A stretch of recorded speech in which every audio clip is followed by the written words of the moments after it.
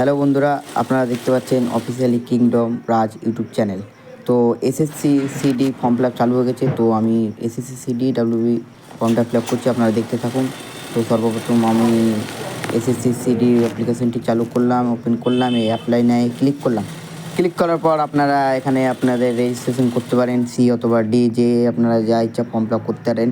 তো এসসি এসটিদের জন্য 150 টাকা আর ওবিসিদের জন্য 400 টাকা। ওবিসি অথবা জেনারেল 400 টাকা ফর্ম ফিল আপ চার্জ, ঠিক আছে। তো আমার যেহেতু ওখানে রেজিস্ট্রেশন করা গেছে, তো আমি লগ ইন করছি। তো দেখতে থাকুন, আমি আমার লগ ইন করার পর আমি এই প্রোফাইলটি ফিল আপ করে নিয়েছি। তো আপনাকে দেখাচ্ছি কীরকমভাবে আমি ফিল আপ করেছিলাম। তো সর্বপ্রথম আমি আমার যে ডেস্ক বারটি ওপেন করে নিলাম।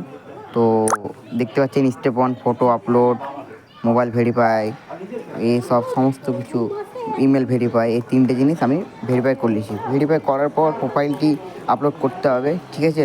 তো দেখতে থাকুন, আমি প্রোফাইলটি আপলোড করছি। দেখেন প্রোফাইল স্ট্যাটাস সে গিয়ে আমি ওখানে ক্লিক করার পর দেখেন পার্সোনাল ডিটেলস, আপনাদের নাম, বাবার নাম, জেন্ডার, সমস্ত কিছু ফিল আপ করার পর আপনি পোস্ট সি অথবা ডি, যেটা দিয়ে ইচ্ছা সেটি দিয়ে আপনি ফিল আপ করতে পারেন। আমি যেহেতু একটি ফিল আপ করছি, তো আপনারা দেখতে থাকুন। আপনারা কি মিডিয়াম, বাংলা মিডিয়াম কি ইংলিশ মিডিয়াম সে সিলেক্ট করতে পারেন, মাধ্যমিক কিংবা এইচএস, ওল্ড এইচএস বলা হচ্ছে এখানে।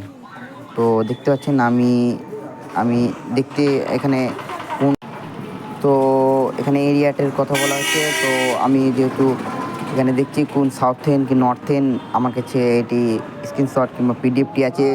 যে জেলায় আপনারা বসবাস করছেন সেই জেলাটি আপনি চুজ করে দেখতে পারেন। তো আমি নর্থেন করলাম, আপনারা ইস্টার্ন কিংবা সাউথেন কিংবা ওয়েস্টার্ন কিংবা সাউথ ইস্টার্ন সিলেক্ট করতে পারেন, ঠিক আছে। যেখানে আপনি করতে পারেন কাজটি, ঠিক আছে, চাকরিটি যেখানে আপনি করবেন সেখানে।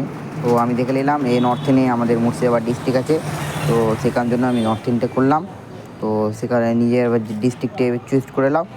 তো আমার যেহেতু মুর্শিদাবাদ ডিস্ট্রিক্টে বাড়ি, তো সেখানে আমি মুর্শিদাবাদ ডিস্ট্রিক্টটা করলাম।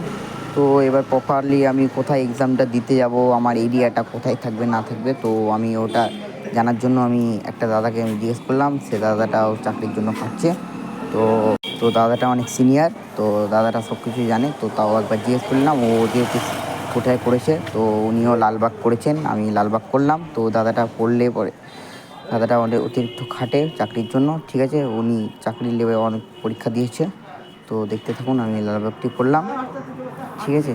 তো লালবাগটি করার পর আমি এটা সাবমিট করছি। যেহেতু নেটওয়ার্ক সার্ভার ডাউনটা চলছে, তো তার জন্য নেটওয়ার্কটাই ঠিকঠাক চলছে না।